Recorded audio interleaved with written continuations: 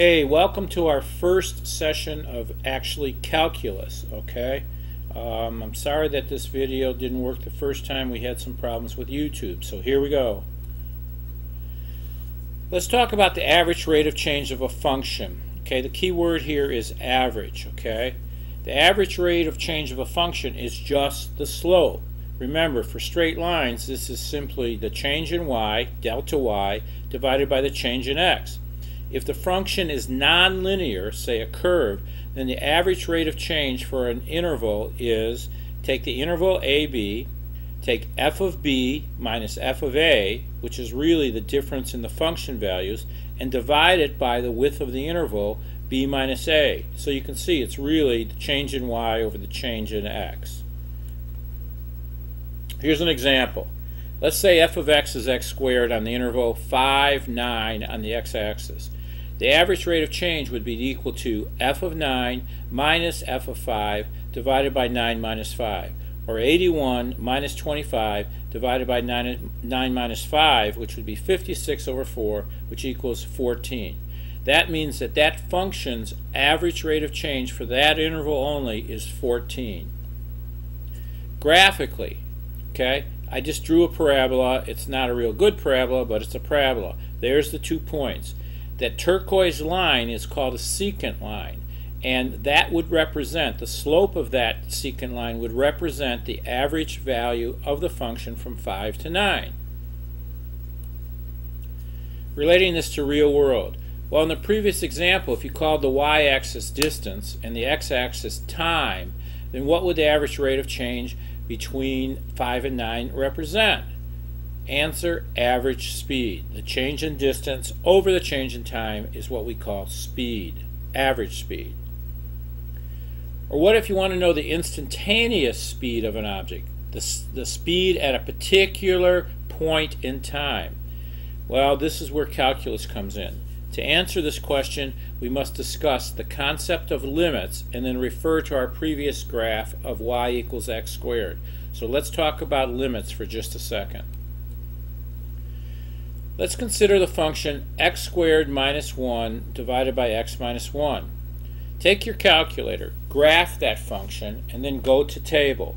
What do you notice as x gets very close to 1?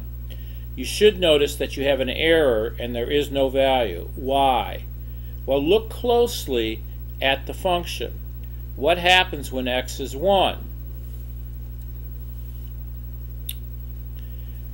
The point is when x is 1, that function is undefined. But I can approximate the value of that function as x gets very, very close to 1. By looking at values in my table as x gets very close to 1. You should see that y approaches or gets close to 2 as x gets very close to 1. We would say that the limit of this function as x approaches 1 is 2. It's denoted by lim f of x as x approaches 1. That would be equal to 2. Algebraically, we can also calculate some limits algebraically. That means by manipulating equations. Keep in mind that a limit is an approximation of a function value as x gets, we say, very close or infinitely close to a certain value. Doesn't reach it, but it gets very, very close. Look at x squared minus 1 over x minus 1. We can factor the numerator to x minus 1 times x plus 1 divided by x minus 1. We can then cancel the expression x minus 1 as long as x does not equal 1.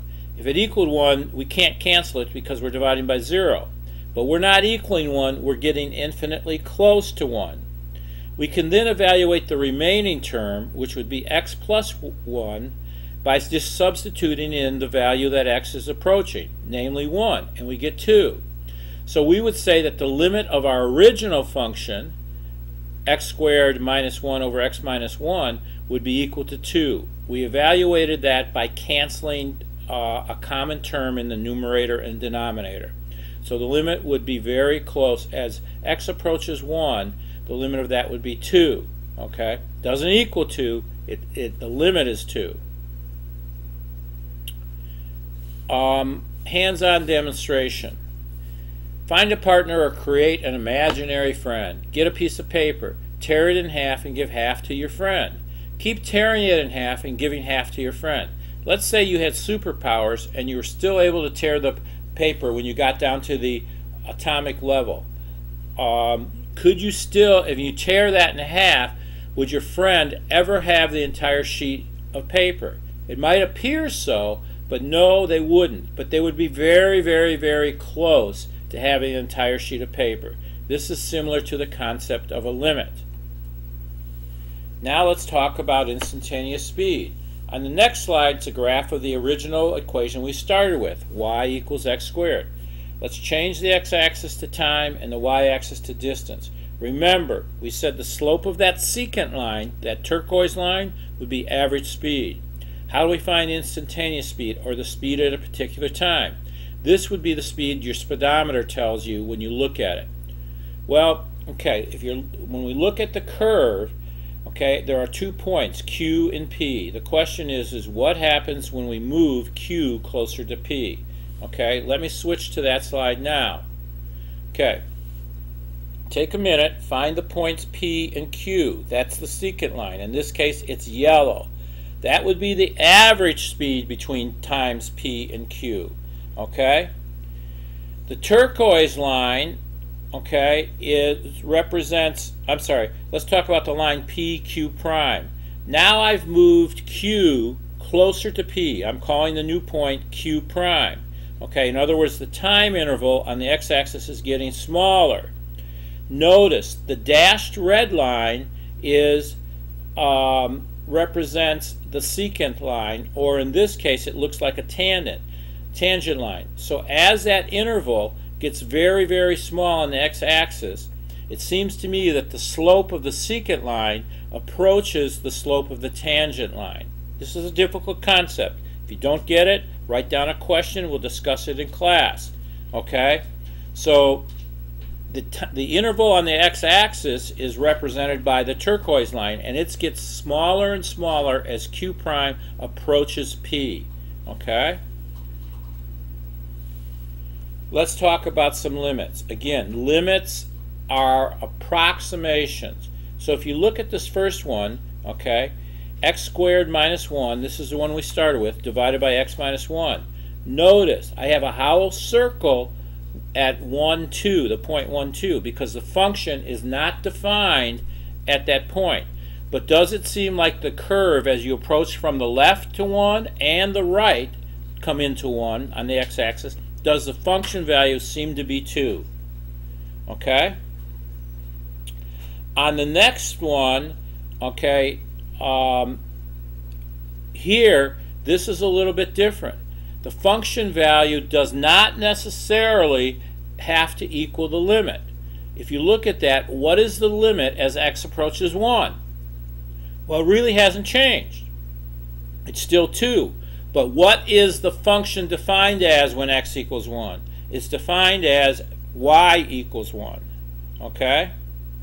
And then you can have it where the function value is the limit. If you look at this, this is just a graph of the line y equals x plus 1.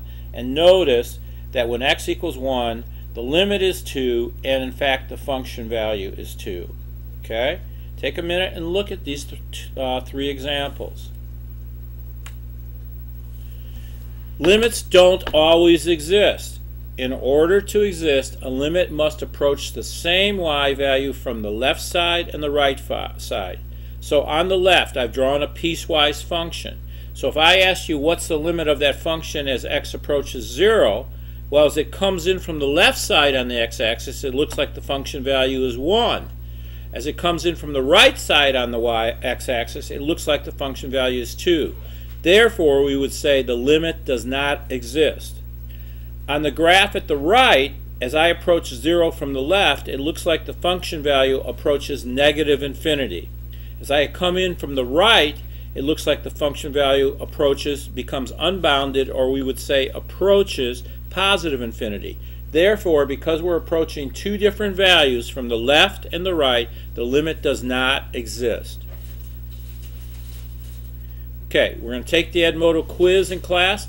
please write down. These are the problems we'll work on in class tomorrow, and hopefully you can listen to this video tonight. Thanks a lot. Bye.